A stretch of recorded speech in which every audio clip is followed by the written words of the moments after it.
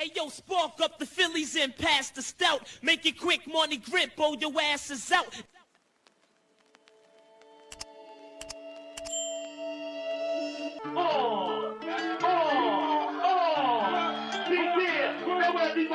I read about you battling Big L, and did that actually happen? Yeah, it happened on his block on 139th. I went up there. And Big L, man, because Big L was...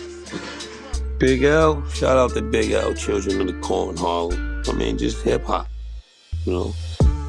Lamar Coleman, alias Big L, est né le 30 mai 1974 à Harlem, New York. C'est le troisième et plus jeune fils de la famille. Son père, Charles Darves, a quitté la famille alors que Big L était encore enfant. C'est donc sa mère, Gilda Terry, qui l'a élevé seul avec ses demi-frères Donald et Leroy.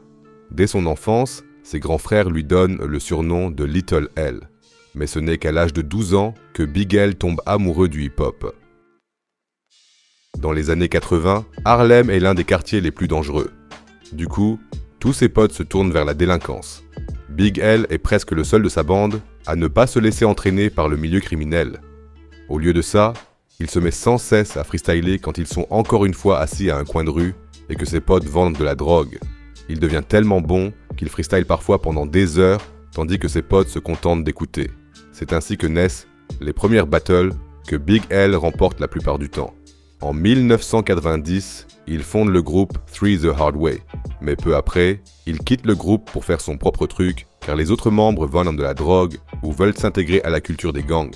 C'est aussi à ce moment-là qu'il a reçu le nom de Big L, parce que quand il s'agit de rap, il était tout sauf petit. Au lycée aussi, il saisit chaque occasion pour se battre contre les autres. Et à l'été 1990, Big L apprend que Lord Finesse organise une séance de dédicace et veut y tenter sa chance. Il se rend à la séance et une fois face à Lord Finesse, il se met tout simplement à freestyler. Lord Finesse est tellement impressionné par Big L qu'ils échangent leurs numéros. Et bien sûr, ça l'a vraiment boosté, au point qu'il ne fait presque plus rien d'autre que rapper. Il réussit quand même à passer son bac en 1992, et c'est cette même année qu'il enregistre son premier morceau en studio. Une chanson intitulée Yes You May Remix. Hey yo, everywhere that I go, brothers know my fucking name. I'm flooring niggas and the only way a fucking change. Il fonde, entre autres, avec Killer Cam et Murder Maze, qui s'appellent aujourd'hui Cameron et Maze, le groupe COC, Children of the Corn. Et grâce à sa réputation de bon freestyler, il est invité pour la toute première fois à participer à une battle sur scène. 2000 personnes assistent à cette battle et Big L remporte la victoire. Depuis, il profite de chaque occasion pour passer du temps en studio, jusqu'à ce que Columbia Records le signe en 1993. Un pas de géant vers une carrière dans le rap. En signant ce contrat, il se met immédiatement au travail sur son premier single, qui est encore aujourd'hui un classique. Il s'agit de Devil's Son, une chanson aux paroles si dures qu'elle a été bannie des ondes radio, même s'il avait un gros label derrière lui.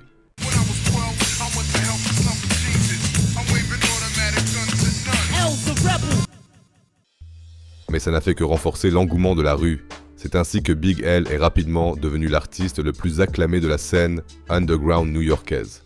En 1995, il sort son premier et, en fait, unique album intitulé Life of the Poor and Dangerous.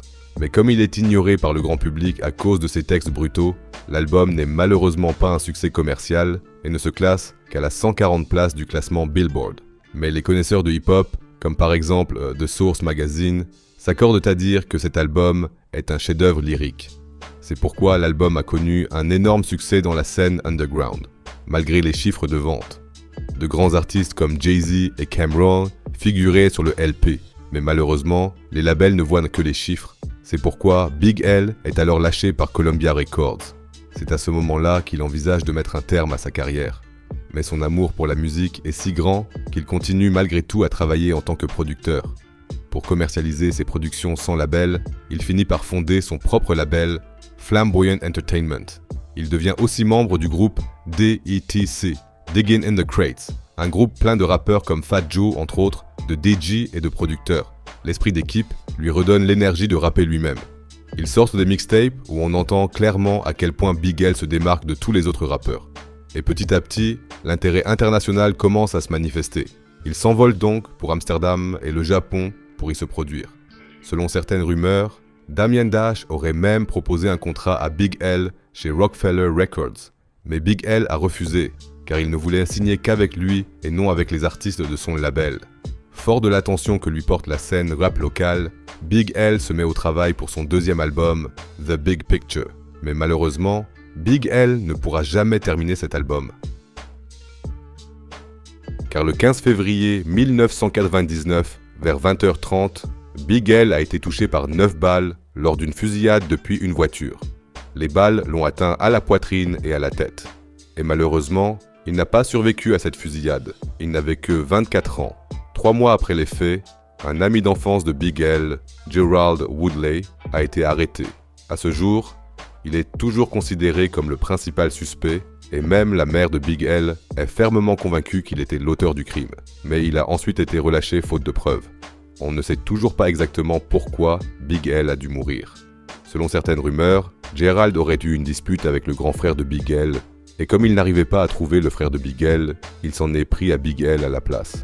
Mais Gerald Woodley a lui aussi été abattu en 2016, à l'âge de 46 ans, et est décédé peu après à l'hôpital. Après la mort de Big L, la scène rap s'est mobilisée et a terminé ensemble l'album que Big L avait commencé. L'album compte de nombreuses figures du hip-hop, comme Tupac, Fat Joe ou Kool G Rap. Et l'album est sorti le 1er août 2000. Il a fait son entrée à la 13e place du classement Billboard et, rien que la première semaine, l'album s'est vendu à 70 000 exemplaires. Même en Angleterre, l'album a réussi à entrer dans les classements et, à ce jour, il s'est vendu à plus d'1 demi-million d'exemplaires.